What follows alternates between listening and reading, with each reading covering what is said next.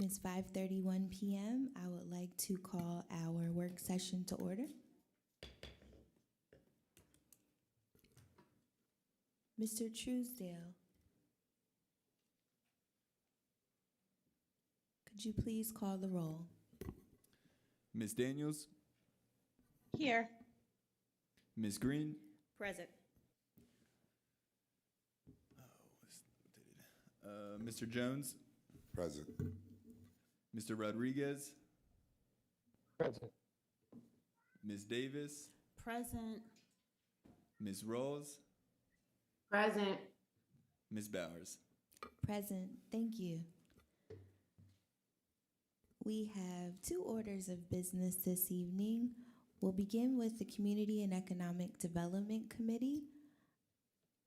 Our conversation will be around the Harrisburg Redevelopment Authority and Land Bank overview. I'll defer to Councilwoman Daniels, our Community and Economic Development Chair, to lead the discussion.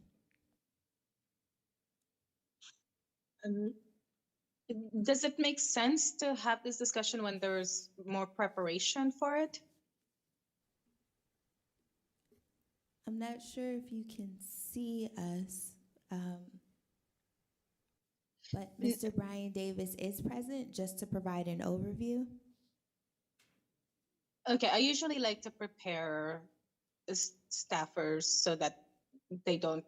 Okay, Brian, why don't you just go ahead and present whatever it is you were asked to present by whoever invited you to do this presentation today. And if there are more issues, we can have a follow-up one where we could have more precise information and questions from the public and other council members.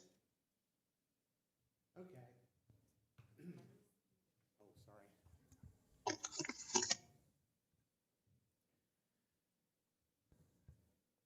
sorry. So tonight I've provided for you a brief on the Harrisburg Redevelopment Authority. At the end of it, I will give some additional information that pertains to the land bank. For the most part, they do function fairly similarly. They're both created for the elimination of blight in the city of Harrisburg. And I thought it might be interesting for folks to know that we are born out of an act that was written in 1945 called the Urban Redevelopment Law. And our mission is to eliminate blighting conditions that inhibit neighborhood reinvestment, to foster and promote sustainable neighborhood revitalization and urban renewal, and to facilitate new business and housing development. So towards that end, the primary things that we do is we prepare and implement comprehensive redevelopment plans. We'll assemble real estate for redevelopment. Your redevelopment authorities in the Commonwealth are empowered to borrow money, issue bonds, and make loans. And they are able to condemn properly via eminent domain and the furtherance of redevelopment activities. There's a big star next to eminent domain for us. So, your redevelopment authority in the city of Harrisburg was incorporated in 1949, and we work with various city departments. Primarily it's housing and economic development, but all of our work, as you can imagine, engages with the Planning Bureau, that's Jeffrey Knight, as well as the City Engineer's Office and the Mayor's Office, Community Economic Development. So as each project, no matter small or large, comes across our desk, and as we're working it, we will stay engaged. We're a small staff, so we rely heavily on our relationships with the administration staff in order to get projects done, get things done in the city, and eliminate blight. I thought, I don't know if you're interested in reading the act, but I did put a portion of the act on the front page there for you. We do work solely within the boundaries of the city of Harrisburg. Your Dauphin County and Cumberland County, for example, have their own redevelopment authorities, so our work is just in the city proper. So it's important for us to share just big picture, how we acquire properties. As a practical matter, we do acquire quite a bit through amicable purchases. Our target is always neighborhoods, buildings, areas that are distressed. and threatened with, further decay, maybe with certain parcels that are, in really bad shape. A good example would be, some of you may recall Allison Hill Automotive up on the hill, okay? That was abandoned property, but it was also had a lot of heavy metals in the soils. It had a lot of environmental conditions that needed to be remediated. And what we were able to do was to assemble money for the remediation through the Commonwealth, also through the Federal Environmental Protection Agency, EPA, and today you'll go up there and you'll see Hamilton Health, their new center there. So that's a good example of where we take some of the most distressed property, and that was quite a lot of acreage there from Allison Hill Automotive. They had fires over the years. People would dump tires. There would be huge piles of tires, and they would, of course, when it's abandoned like that, fires start out frequently. So we were able to take a really distressed and challenging property, because no private sector, no private investor would invest it with all the environmental conditions. So we then took it through this lengthy process of cleaning up the site and obtaining the money to do that. So that's an example. That was an amicable purchase. We spoke to the owner at the time. We found the way just to provide some compensation for the real estate, and we acquired it that way. Another way that I mentioned earlier was through eminent domain. It's very strict. The Commonwealth statute requires that the property be both blighted and vacant. So your redevelopment authority can't take anything that's inhabited or that's not blighted. The methodology for doing that, and this is important, is that each municipality, and the city did this years ago, they had to establish a body of its own that would be, in this case, it's the Harrisburg Property Reinvestment Board. Okay, so you have your redevelopment authority that has the power to file the declaration of taking at the courthouse, but we can't do it on our own. The city's body that is established as the Vacant Property Reinvestment Board has the power to take that parcel through prescribed steps of the statute, so that at the end of it, it's notified the existing owner in a full accordance with what the Commonwealth requires. And at the end of the process, we've literally, we've gone through the process of what they call quiet title, so that you get two things at the end of the process. Not only you have the power then to file the declaration of taking at the courthouse, but you also have a title that's marketable, so that once we have ownership of it, we know that we can resell it in the private sector. So I thought that was important to point out, because it comes up quite frequently that folks say, well, you have eminent domain, you can just take anybody's property, you have the power to do this, but the answer really is no, we can't just do that. And it has to be blighted, it has to be vacant, and it has to go through the process of the city's group, that's the Vacant Property Reinvestment Board. So it's not willy-nilly, has to be prescribed, it has to be agreed upon. And at the end of that process, we also have to pay into court what they call just compensation, which is a fair price for the property. So at the beginning of that process for the Vacant Property Reinvestment Board, they actually conduct an appraisal of the property, so that they will know that's the fair market price for it. So that's, I thought I'd touch on how we acquire properties, because eminent domain comes up quite frequently. Why use your redevelopment authority? It is, it's a tool, it's an entity that was specifically designed by the Commonwealth to be able to reposition distressed properties and abandoned properties. It has certain powers. It's considered an agency of the Commonwealth, which is different from municipal authorities. It has the power of eminent domain, much like the Commonwealth's Department of Transportation. And of course, the city has that power as long as it's using the property for a public purpose at the end of the process. So ours is geared strictly towards elimination of blight. And that's what gave birth to redevelopment authorities back in 1945. And that's, from that point, we've just further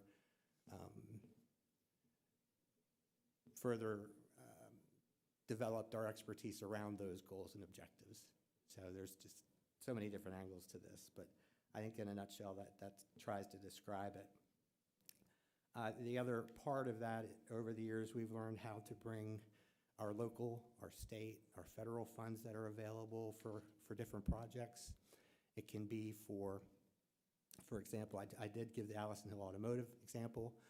We used environmental funds from the Commonwealth to also clean up domestic linens in midtowns. I don't know if folks remember that, but there was an old dry cleaning building, huge, that was built in the 50s. That was a lot of concrete, but the soil had been so contaminated from them dumping the chemicals outside that building that we then were able to go to the Commonwealth and assemble the grant money to clean all that up and to demolish the building.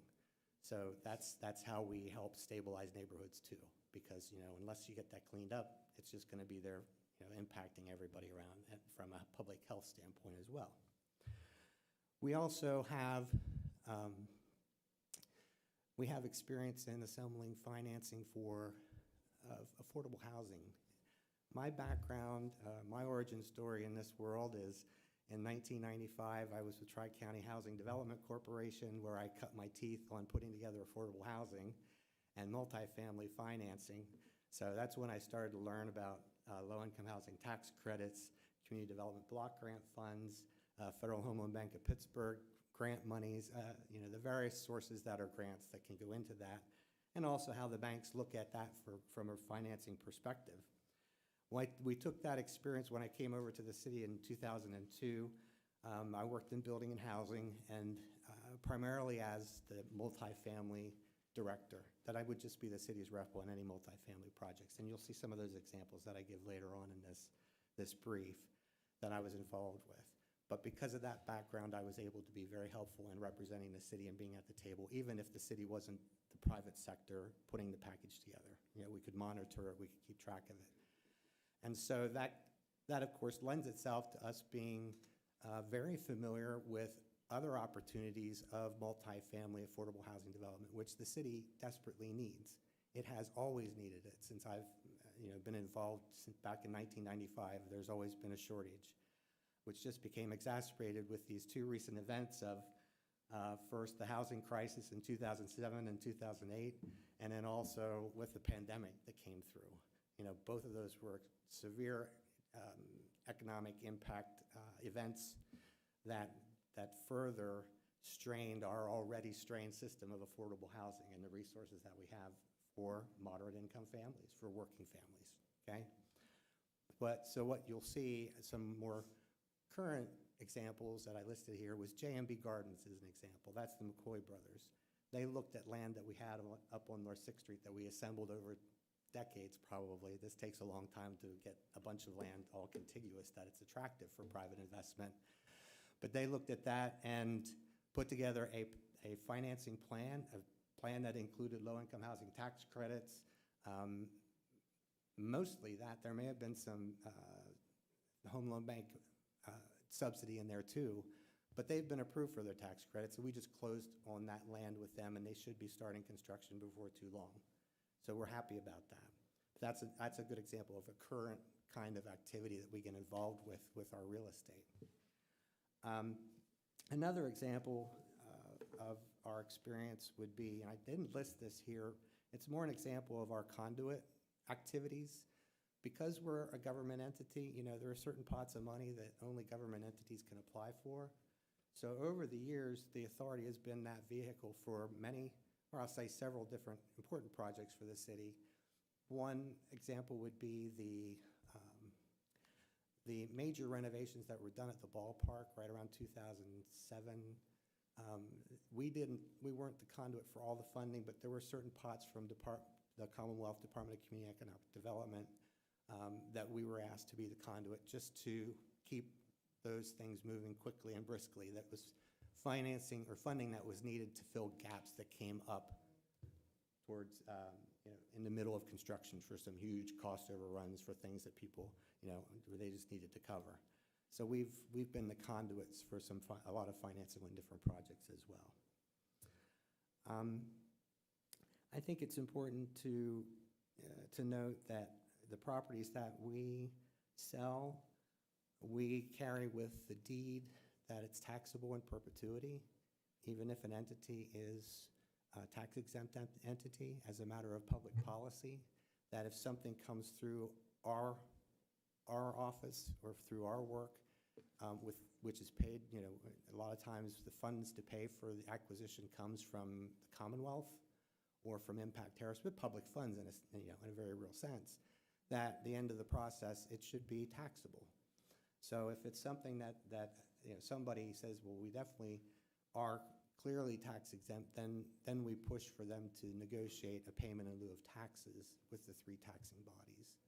And that's a vehicle that is recognized in the Commonwealth as something that can be done in lieu of paying the straight real estate taxes, but a payment in lieu of taxes or a pilot program. I'm going to pause there before I just get into some more examples that I thought might share with you, a good sense of the type of financing. Are there any questions or feedback at this point?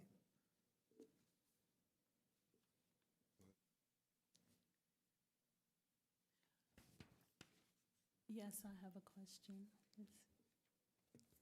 Okay, I was waiting to see if Chair Daniels would. Oh, sorry. Yeah, sorry, I was on mute. That's okay. Yeah, so Brian, I just wanted to see if you could separate out the redevelopment authority from the land development bank. Give us what the annual operating budget for the land bank is, how many affordable units it has created in the last few years, and do the same with the redevelopment authority. Like, what's the what has been the outcome on an annual basis, and what's the budget? Also, I don't know if you are covering this, but how much of the money that we've generated through the land bank have we used towards investing into accessible housing? And that's it. Okay. The budget for your redevelopment authority is right around $650,000 a year. We provide all of the land bank services without any additional charge to the land bank. Now, that's easy for us to do because the land bank's powers are less, with one exception, they're less robust than your redevelopment authority. The redevelopment authority has the power of eminent domain, which a land bank does not have. Your redevelopment authority, when it takes title to real estate, it is automatically tax exempt, which your land bank does not have. The primary reason we adopted, or the city adopted a land bank, was because of the one advantage it has over your redevelopment authority in the Commonwealth. And that's it. At any tax sale, it has the opportunity to put first bid on a piece of real estate that's up for tax sale, and then the county accepts that bid and closes the auction for any other bids on it. And that has been a very valuable tool to us. And it's not been, we're not talking hundreds of properties. We're talking maybe 5, 10 max. We've been able to help also acquire some single-family homes in partnership with Tri-County Housing up on the hill that they had targeted to acquire and to renovate and then to sell to first-time home buyers, but it was going on the auction block for taxes. And the land bank, we were able to use that land bank to go in, take title for that, knowing that Tri-County Housing would then reimburse us for the cost of that acquisition. Another example for the land bank has been...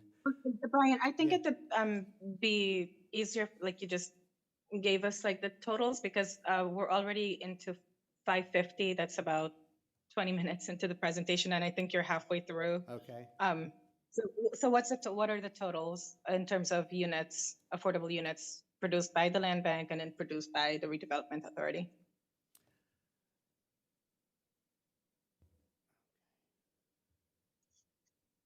And what time frame? You can use maybe the last, I think the pandemic years are probably weird. So maybe the 2 years before the pandemic, and then once we came out of the pandemic, so 2021, 22.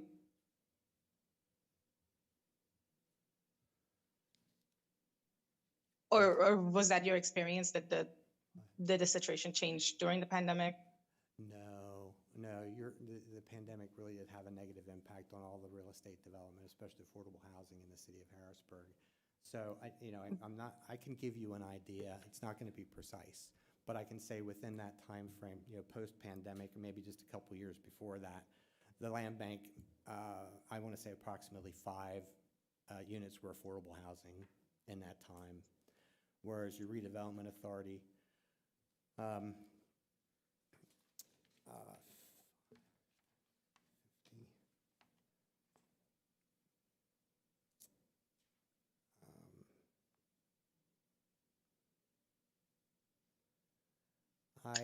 I would say about 150 units in that same time frame in which our real estate was involved.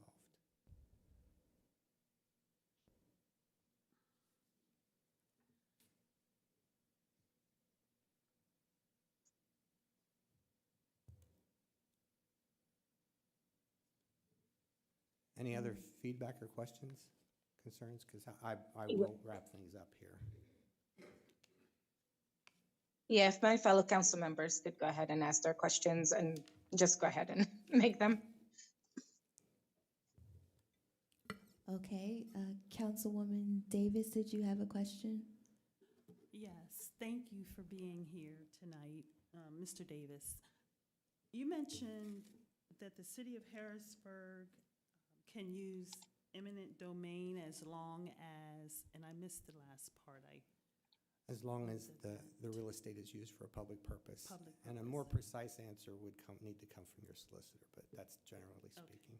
Thank you. Yeah. That's it. Thank you. Councilman Ooh. Jones.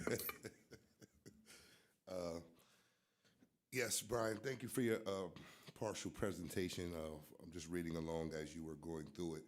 And I think it's great that you also when you get some of those individuals that are tax exempt, to get them to put into some taxes, because it's definitely needed in the city. But I have a couple questions. When a lot of the times the term is used and thrown around a lot when developers come in and they say affordable housing.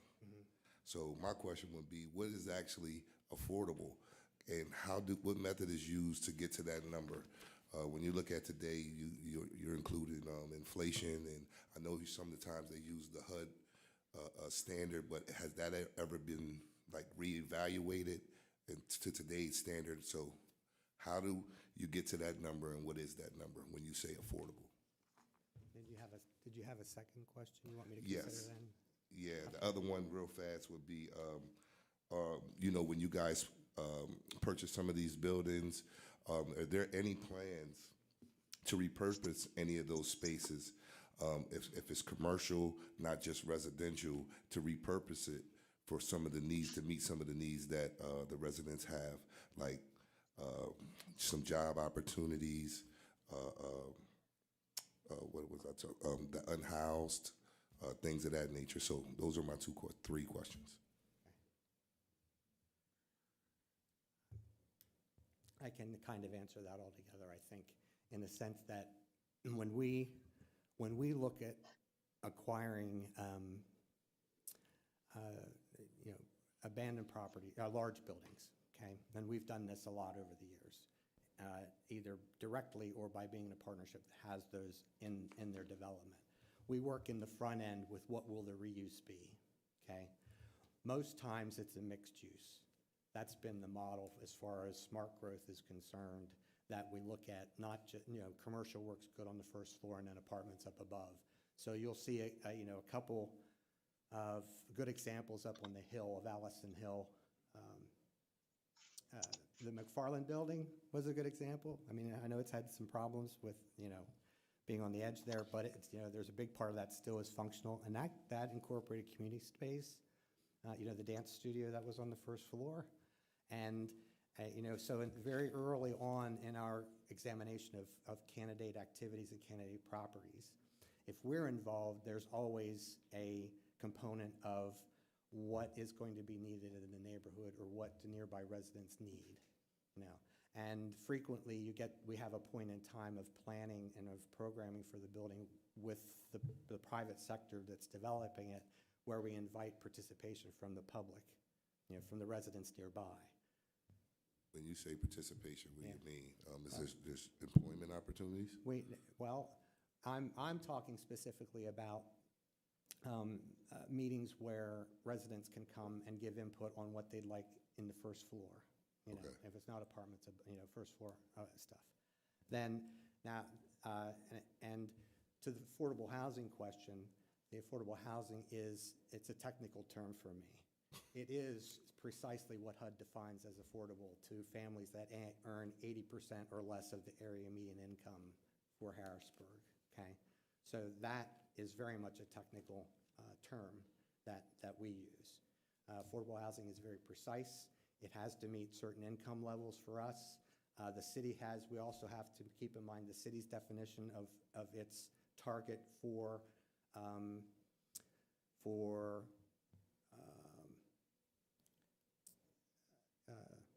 workforce. I'll call that workforce housing, because some families will make more than the minimum, you know, than the HUD-defined income, but that's still affordable to workforce housing. So the city has that incorporated too.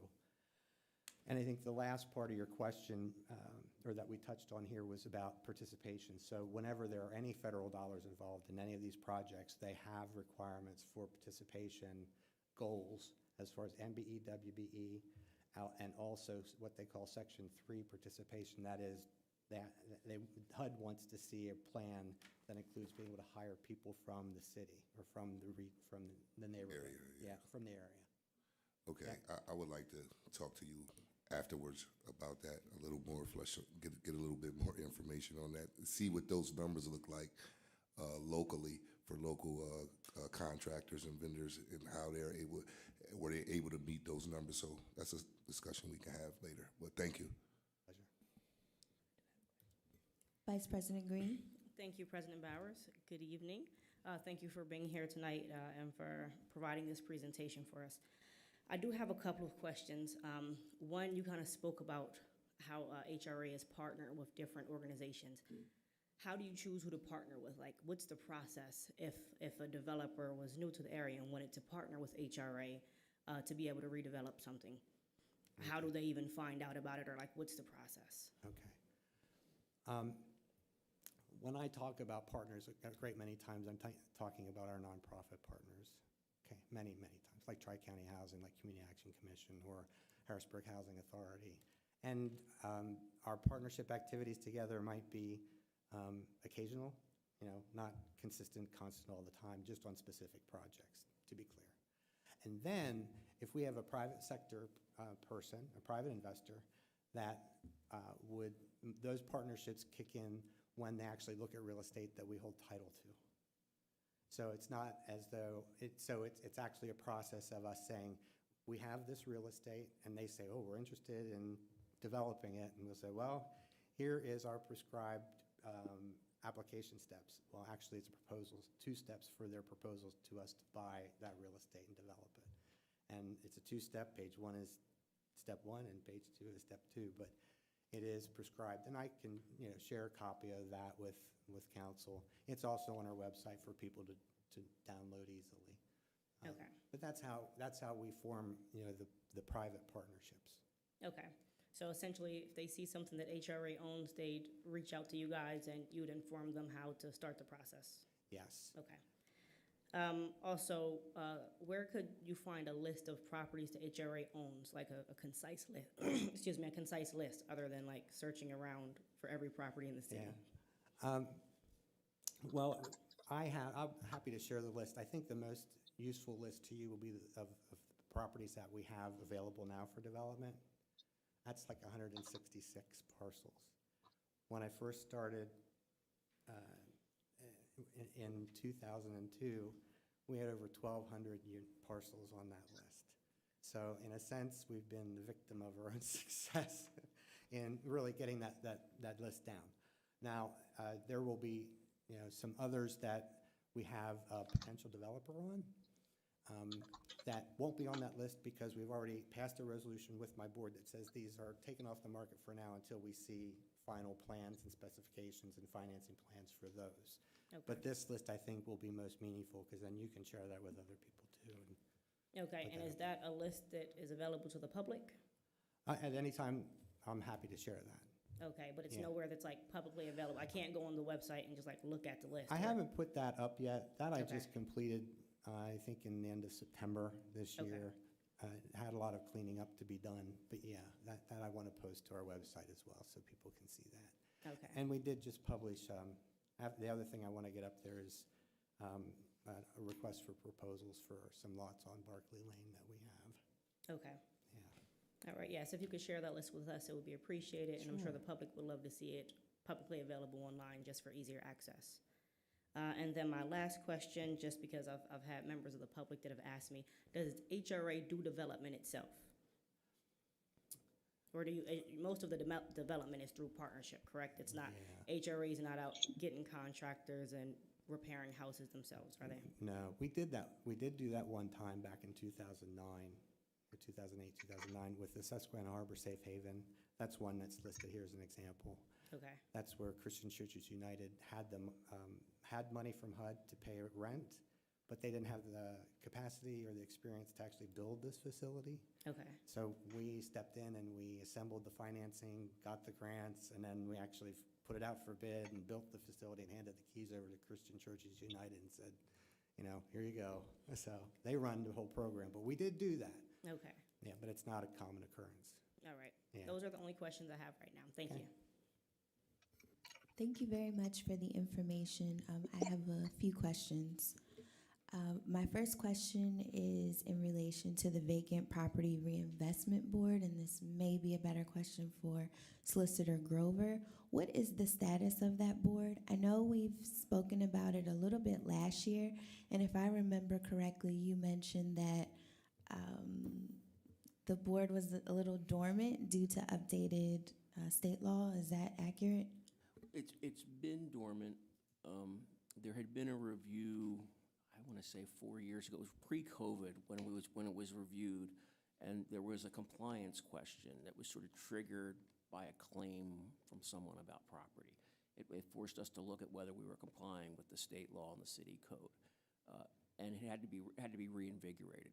But our city ordinance basically names like the departments that are on the board, and the planning commission has a role with the board. HRA has a role with the board.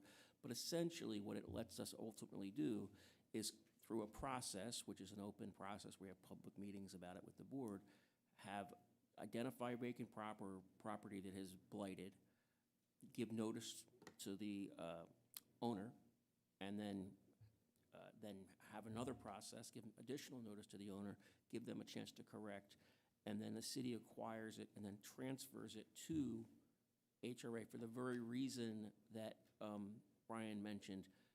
If we do not put that land to public purpose within 12 months, the city would be paying taxes on that real estate, whereas HRA would not.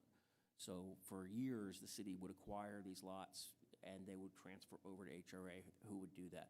And I had discussed this with you last year and the mayor about having to reinvigorate that. It is one of the tools for blight that's not really being used. And I will note that I drafted the ordinance for the land bank. I don't think it's yet become what it was envisioned to be in the beginning. It's never been funded very much. I think it had seed money of $200,000 at one time. I don't think there's ever been another appropriation to it. And in dealing with real estate, $200,000 doesn't go very far in terms of acquiring and improving anything. And so I don't even know if anything's left of the seed money at this point. There might be 13,000. Right. So that's an overall, the city needs an overall approach between that board, the land bank, and HRA on how to address it. DBHD is part of that as well. And that just needs it needs time and attention. Frankly, everyone who would give it time and attention is taken. Like we're all pretty packed in with what we do. I think DBHD has got all the federal funds now from ARPA that it's dealing with on top of its normal duties. There's not really ability to expand into doing the things that we need to do. But that's a bigger picture discussion, I think, with the mayor's office. May I add a footnote? Sure. Okay. Um, From my perspective, the most difficult part has been finding the money to do the acquisition and to pay for the legal costs. Like I said earlier, we go through the process, but at the end of it, we must pay just compensation into the court. That has to be an appraised value, so a fair price. Then the quiet title work is usually a minimum of $3,500 per parcel. So if we just took it 10 parcels, just the legal costs alone are going to be $35,000. And we'd all like to do a high volume of acquiring blighted property and turning it around. That it does become a barrier. Thank you. Thank you for the information. I added this to the agenda because council has appointments to the Redevelopment Authority Board and one appointment to the Harrisburg Land Bank Board. But I thought prior to making those board appointments, it would be helpful to remind everyone that, one, we have a land bank. It's often a discussion point that sometimes people forget about, and then to gain a better understanding of the work of the Redevelopment Authority. So thank you for being here, and just for everybody's reference, there are 3 vacancies on the Redevelopment Authority Board and a 4th pending, as one current board member's term ends on September 30th of this year. And I believe there are 2 vacancies on the Harrisburg Land Bank Board. One of the vacancies is a city council appointment, and the second one is a mayoral appointment. I don't think council has an appointment to that board. To the Land Bank Board? I don't think so. I just was reading it again. What happened that changed in the process was the HRA board was completely a mayoral appointment by state law. Okay. And they flipped it and made it completely governing body appointment by state law. So it used to be they didn't even come here. And the ordinance then appointed the 5 members of that board as the sitting members of that. Right. The end of the land bank ordinance says if a vacancy exists more than 60 days, the mayor can simply appoint the land bank person as well. Oh, So, okay. So there are vacancies there, and that would not require council approval the way it's written. It would just Okay. be because there's an extended vacancy in order to keep it operational. But again, that had to do with what the vision was when it was being formed, and I it really see. has not been revisited in any, like, is it working? You know, does it have enough resources? I think Brian would probably suggest no, it doesn't have enough resources. But getting them the resources is the challenge. No, thank you for clarifying. I did list at the end the board members for you and the 2 vacancies. Yes, thank you. Are there any other final comments? Chair Daniels, anybody? No, Brian, are you done with your presentation? Yes, ma'am. Okay, well then let's go ahead and conclude the business of the Community and Economic Development Committee. I had a question. Sorry. I was trying to say that, but I didn't want to cut anybody off. Okay, go ahead. Thank you so much. Thank you for coming, Mr. Davis. I really appreciate hearing the information that you were giving council members as well as the community. I just had a few questions and one clarification. I believe a question was asked about how much money was in the land bank. Did you say it was $650,000 or $650? I wasn't sure what the question was. The question was what our budget. I mean, what the answer was. Oh, I'm okay. sorry. I didn't Okay. hear the answer. All right. I'm sorry. The money that the land bank has is about $13,000, thereabouts. 13,000? Yeah.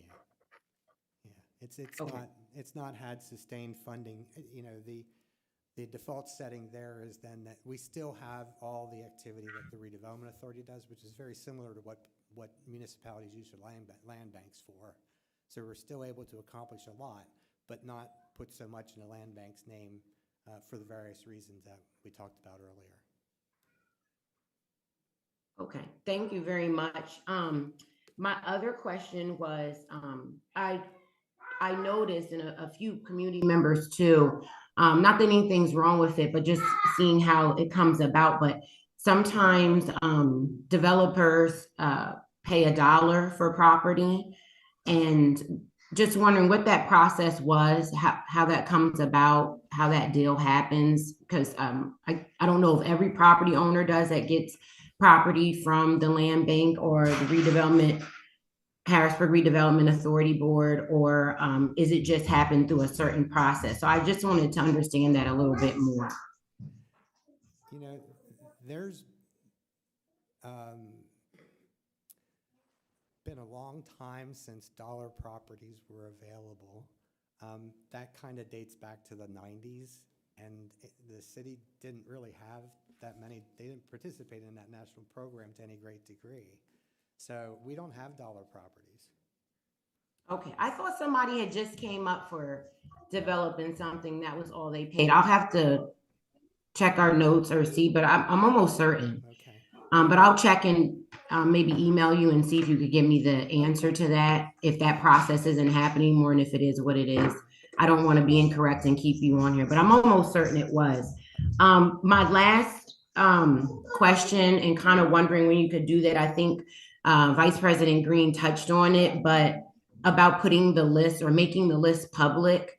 I know you said it wasn't ready, but I was just wondering do you need more months for it to be ready? Do you need another year for it to be ready? I was just wondering on when it would be ready for the public, and make it a little bit more accessible for everybody. Yeah. It can be up, I think, within 2 weeks. I have to check with our contractor for our website. At the same time, there's always been the ability through a couple of free platforms that folks could search for HRA-owned property if they really wanted to know. The Dauphin County's property website, I can search for Redevelopment Authority properties, or Sally Jones's properties, and we can find it really quick. But to make it accessible on our website, I'm saying just 2 weeks would be more than enough for us to get that up there. Meanwhile, I'll email a copy, to council, so they can have it. You can push that out. You can push that out yourself. That would be great. Thank you so much, Mr. Davis. I look forward to seeing that list and having it available for the public. I do understand maybe them assessing it through Dauphin County, but also just trying to, make sure our residents, we make it as easy as possible for them here in Harrisburg. So thank you. That's it for me. I appreciate you answering my questions. And Councilwoman Rawls, there was something you saw that looked like a dollar transfer, but that's from the city to HRA, not from HRA to a developer. So when the city had a property in its name, we were moving it over to HRA so they could have a transaction with a developer. Oh, okay, thank you, because I was certain I saw that, but thank you for explaining that more to me. I can see where the confusion was. Thank you. Okay, thank you. And Brian or Neil, maybe it's helpful to share with council members the bylaws for each of the entities we discussed today and any statutory provisions that created them, so that they have a better understanding of the framework of each one, and we can kind of have more productive conversations. But so I don't know who would want that job, but I think Neil or Brian would be. Either option works. But thank you, Brian, for coming. And I guess, are there any other questions? Okay, No. thank you. And that concludes the business of the Community and Economic Development Committee. Thank you very much. We'll now move forward with our meeting agenda. Next, we have Public Works Committee. I will defer to our Public Works Committee Chair, Councilman Rodriguez. Thank you, Madam President. Can everyone hear me? Yes. Awesome. Mr. Truesdale, can you read Resolution 2 of 2024 into the record, please? Resolution 2, 2024. A resolution authorizing an addendum to the professional services agreement with Dawood Engineering Incorporated to provide services to the city engineer for the city of Harrisburg. Amazing. Thank you for that. And please excuse me not being able to see who's in front of me. Who would be representing the resolution this evening? Yeah, good giving evening. us an overhaul. Yeah, this is Dan Snow, the city engineer, and then also Wes Heisley with Dawood Engineering. Awesome. Thank you for joining us. Whenever you are prepared, you can give us an overhaul of the resolution for council and the residents that are watching. Yeah, sure, thank you. So, Dawood continues to progress 2 assignments on the temporary city engineer's contract. That would be the State Street redesign project, as well as the Public Works Storage Facility relocation stormwater management plan. The tasks associated with completing these 2 assignments are expected to be completed by the end of this year.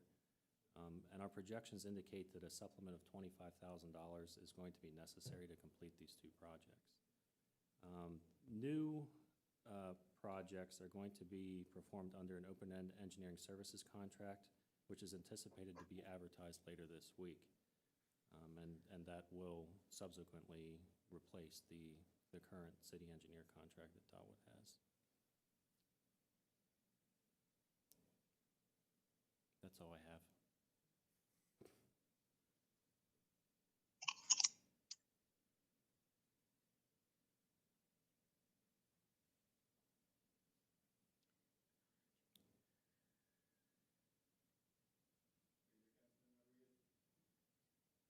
Yes, I'm sorry.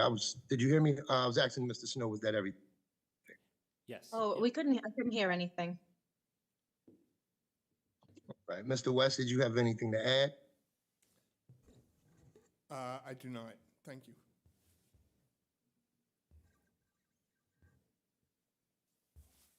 All right, thank you. A question I have initially, so looking at some of the proposals, in 2022, your entity was given, I believe, 151,000 for the improvement and redesign for State Street. Then again, in Q1 of 23, another 13.7 was distributed for the State Street redesign.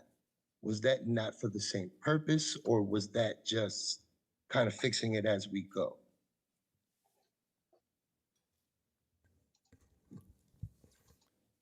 Thank you. Councilmember Rodriguez, as you are aware, the State Street project kind of started out as a little problem that started growing bigger and bigger.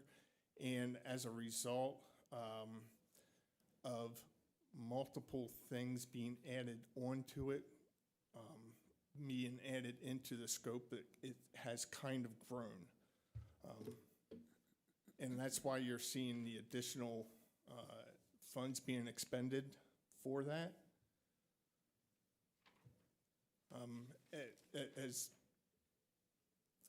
As we started the project, it was simply a matter of modifying the existing plans so that we could eliminate the parking issues that were the result of the public outcry.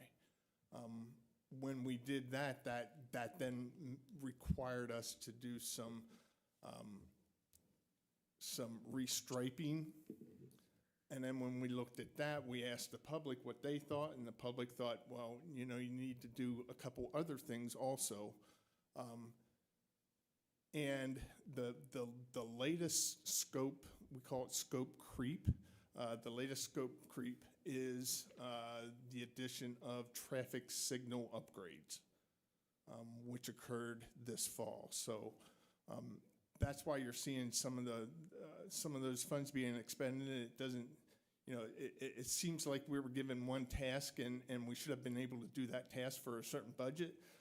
And we did, and then that task started to grow, and it has since been growing. I think it has stabilized to this point now where we're ready to assist Dan in getting it out for bid or to get it into construction. Does that answer your question? Oh, absolutely, absolutely. I was just curious, just looking through. How are the collaborations with PennDOT going as of yet? And do we have at least an idea when, if everything goes well, when the State Street project would actually be complete? You want to take that, Dan? Yeah, sure. So I just spoke with PennDOT's traffic signal unit. Yes, well, it was last Thursday, and they are pretty much wrapped up with the traffic signal plans, their review. So I guess the next step would be to discuss some sort of public display to allow the public to see what the revised cross-section looks for the project. And then we could move forward with speaking with PennDOT and Kinsley about restarting the project.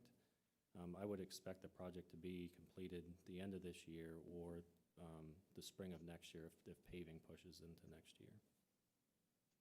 Okay, and would that be a separate traffic sign project, like as opposed to the ones you've already completed, or would this be the same one, just finishing it in totality?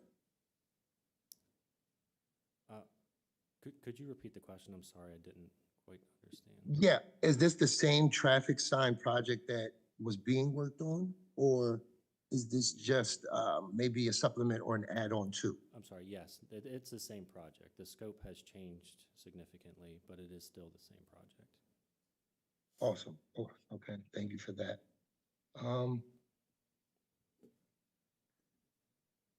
When the city responds to Dawool's invoices, what is usually like the form of payment? Are you guys like a 1099, or you're not technically employees of the city, correct? Correct. No, we are So- subcontractors to the city. So would you be 1099 employees, or just? I don't know, I'm not an accountant. They are not Got it. employees of the city of Harrisburg, so. Just contracted they're- services. They're then. just like any other contracted services we have. Gotcha. And then also, Mr. West, what four parks had the survey and deed research conducted? And do they live somewhere where council can kind of take a look at them? I didn't catch the first part of your question there. Were you, can you repeat? So I was referring, yeah, absolutely. The parks, you guys had a survey and deed research conducted. Where would we be able to see the results of those surveys? The best way to get that information and see that information would be to work with your project manager within the city. And that would be Debbie Reinhardt. Okay, thank you for that.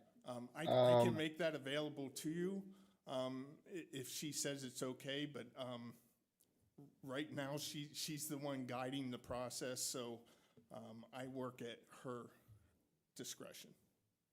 I appreciate that. Just as being an elected official, responsible fiduciary responsibilities, I just want to do my crossing checks and make sure funds are being spent as supposed to. That's all. If you can get us that information, that would be amazing. And then also in your more recent contract, Exhibit A, line 14, it speaks of MBE, WBE inclusion. Were you guys able to secure any contractors that had MBE, WBE certificates? We ourselves are a DBE firm. I'm sorry, I didn't catch that. Is your question with respect to the WBE or DBE eligibility of our firm or our subcontractors? Is that the question? No, that's not the question. You literally have a line item in your former contract, your more recent contract. May be able to pull it up for you, where it speaks of WBE, MBE inclusion, and that you would have to submit a good deed or goodwill form to the city upon every time you try to solicit those contractors. So I'm just checking to see if that happened and if you were lucky enough to use anyone locally. We have some great people in the city. Just asking. Yes, we have the project that we're doing, which is the relocation of the building for the Public Works Department. That is actually being, the plans are being prepared by Cosmos Technologies, who is a DBE firm. Okay, awesome. And did you follow the guidelines, kind of like submitting your forms to the city just to make sure all checks were crossed? I'm not sure what that paperwork involves. I was not asked to do anything of that kind. Okay, no I worries. can certainly do that. I don't know what that involves or what paperwork you're referring to. So on 14 of your contract, WVE, MBE, DBE solicitation, the city of Harrisburg, in its efforts to promote minority and women-owned businesses, participation in city contracts, has established guidelines and goals for the purchase of goods and services. The criteria for such purchases are set forth in Chapter 2-901 of the codified ordinance, or if applicable, in the Affirmation Action Cooperation Plan, AACP, Chapter 2-903. Contractor must submit all applicable business certifications and the City of Harrisburg good faith effort form when subcontractors are solicited for this work. So I was just kind of inquiring based off of that line item in your more recent contract. That's all. My apologies. Okay. Moving forward, where will the stormwater management plan live upon its completion? And will this document be live for residents to view? I'm not sure what stormwater plan you are referring to. Oh, the Public Works Department, the stormwater plan for the Public Works Department. That'll be part of the overall plan for the building relocation. And that will be made available for public viewing upon its approval by the Capital Region Water. They are currently reviewing the project to determine compliance. Once they've agreed that we are in compliance with their requirements, we will finalize the contract documents and make them available for public viewing. Okay, you weren't aware of what I was referring to initially, though? If you're referring to something other than the Public Works Department stormwater management, I'm not aware of what that would be. Okay. All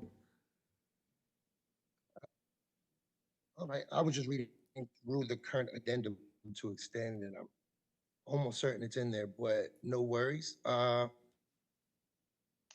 me just make sure I have no more questions before we pass it around. I'd like to open it up to council at this time. I'm not sitting at the dais, so please forgive me. I'd like to start with Councilman Jones.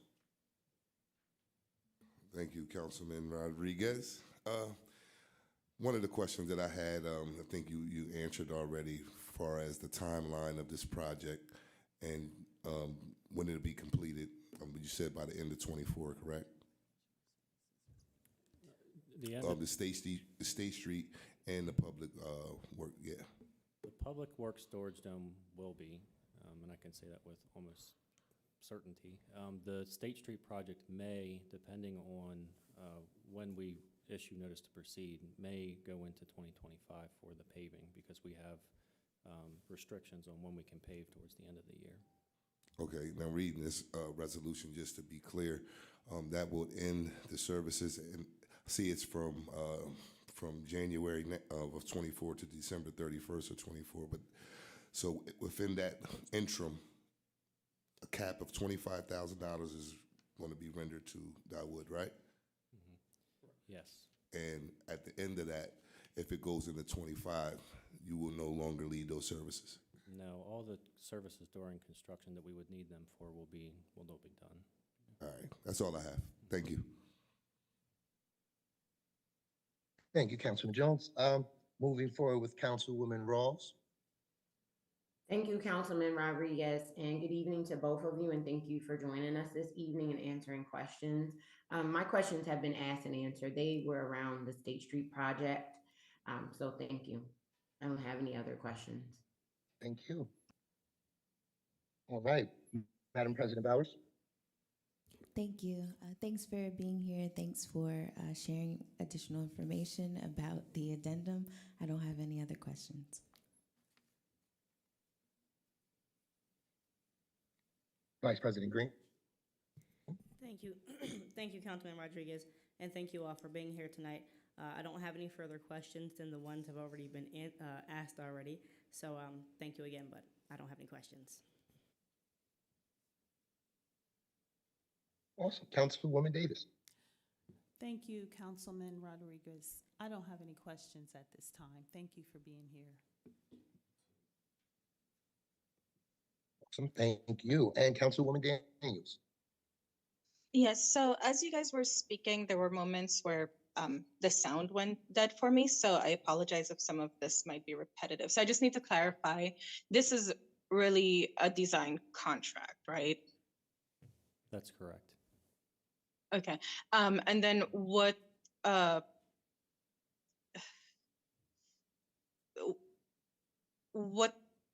portions of what do you anticipate the portion of the contract? Because this is really a design project that's also kind of transferring your function over back to the city engineer. What portions of the contract do you expect to that you're planning to perform? Do you expect to what do you expect the percentages of the contract to be in terms of the work that you're going to be delivering under it? As far as the two tasks are concerned, like the split between the two, or? Yeah. So my breakdown has State Street residual, or how much left to pay, is roughly $28,000. And then the impact of the Public Works Storage building, I have projected at $11,840. Okay. And then do you think the contract as it is sufficient to accomplish what you would like to accomplish, or do you anticipate needing another addendum later on? No, I think this $25,000 and the time extension would be sufficient to complete these tasks. Okay, and that's it for me. Thank you. All right, thank you. And with that being said, I highly encourage, I support this being on our next legislative session, and that would conclude the work for Public Works. Back to you, Madam President. Thank you. At this time, we will open the floor for public comment. Just a few housekeeping notes before we begin. Please state your name and your address for the meeting record. If you don't feel comfortable sharing your address, please share the vicinity in which you live within the city. Mr. Truesdale will serve as our timekeeper, and you will have 4 minutes to share your comments. I'll begin to my right. Is there anyone that would like to offer public comment? Yes, please.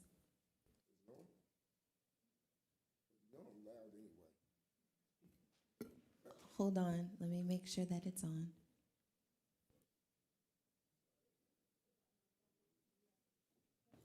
Please push there's a button on the bottom.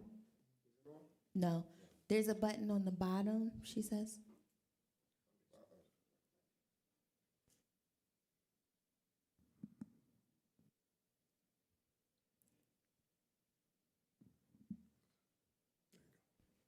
Okay. Ron Johnson, 1847 Zarker Street. Everybody knows me. I'm on task for Shirley Blanton, who is the president of the South Allison Hill Homeowners Association. But I wanted to come and speak on behalf of all of the residents on Allison Hill.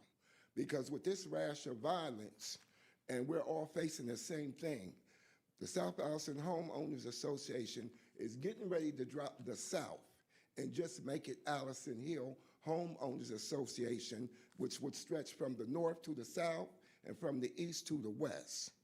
Because of the violence, we're all facing the same issues. And, you know, with this gun violence, it's sad. And I'm going to give you an example. There's a senior citizen that lives on North 18th and Ethel Allen. She's in a wheelchair. She's been in her home for about 45 years. Her family has to move her to Lewisberry because they're afraid she's going to get shot. There's no way possible she could duck any kind of bullets. And after the house got shot up, the next night, all of the vehicles got shot up. And of course, she's in a wheelchair accessible van, and you know how much they cost. And if for it to be shot up and the damage be done there, you know, everything is just out of hand. And I'm kind of surprised that this council chambers ain't filled up with everybody from Mountain Hill.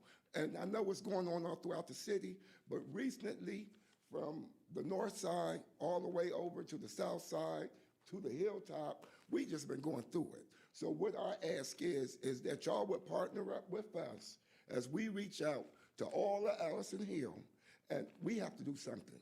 And I figured that if we all joined together, we could make the outcome better for us, you know, because it shouldn't matter whether you rent or own. This is where you live, you know. And my thing is, the money that they're paying for rents, and I keep hearing about affordable housing. I live on a small street called Zarker. My neighbors is paying $1,300 a month in rent. Some of these landlords, they got the back boarded up. It's one way in and one way out. I'm not understanding why they don't think if you're gonna pay that kind of money to live somewhere, you could go anywhere and live, and you deserve so much better. It's not making sense to me. And this is 2024, this is my year of truth.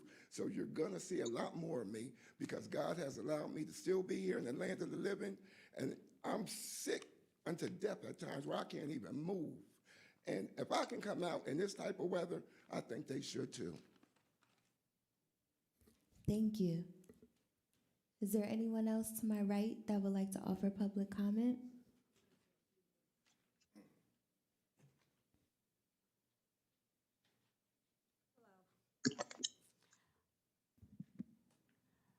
I'm Shirley Blanton. I live at 1513 Berry Hill Street. And I want to second everything he says, and I think we can really make this work, but we have to work together.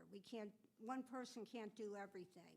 So we talked to Lamont a few times, and he has some really good ideas. I will support everything he's trying to do, and we're asking the rest of you to work with us. Thank you. Thank you. Is there anyone else to my right that would like to offer public comment? Okay, seeing and hearing no one. Anyone in the middle section? Seeing and hearing no one. Anyone to my left?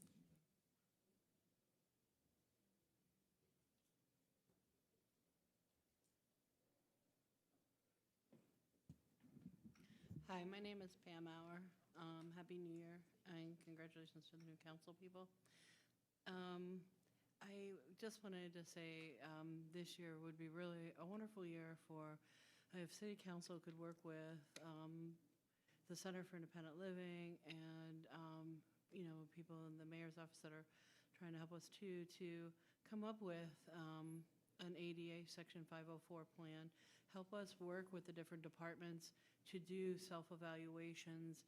How do we work with the mayor to come up with a plan to get money in the next budget? I know we're already thinking about next budgets, but for an ADA coordinator that can focus on accessibility in our city. It's not just physical accessibility, though I bring that up every time I'm here. It's programmatic accessibility, it's policy, so that the city of Harrisburg can truly be the accessible city that it should be and ought to be.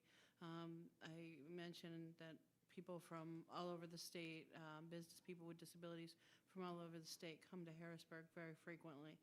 And I'm always the one they'll say, hey, Pam, how come that's not fixed yet? Or how come they haven't, you know, worked on this? Or they'll tell me, and I keep telling them to put them on make an ADA complaint on the website.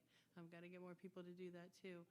But how can we work together to make this happen? 33 years, this year will be 34 years after the ADA, and not having an ADA plan is kind of an embarrassment. So I want us to be positive. I want us to be a place where people will be glad to come to their capital city and be proud of who we are. I love Harrisburg. I wouldn't lived here 24 years, so thank you. Oh, and I'm at 124 Pine Street. Thank you. Is there anyone else? Seeing and hearing no one. The time is 6:40 p.m. I will entertain a motion to adjourn. So moved. Is there a second? Second. Thank you. We stand adjourned. Thanks, everyone.